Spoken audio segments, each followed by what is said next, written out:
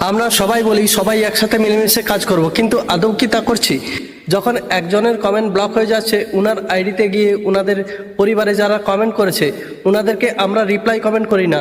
এই reply comment করলে কি হবে, উনার পরিবারে এনগেজমেন্ট ঠিক থাকবে এবং উনাদের রিচটাও ঠিক থাকবে।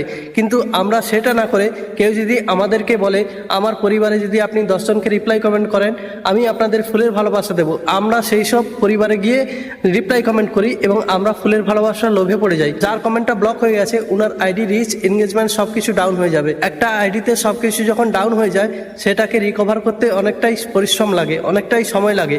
তাই সবাই সবার পাশে থাকুন এবং কারোর কমেন্ট যদি ব্লক হয়ে যায় আপনারা একটা পোস্ট করুন, আপনারা একটা রাইট পোস্ট করুন যে আমার কমেন্ট ব্লক হয়ে গেছে।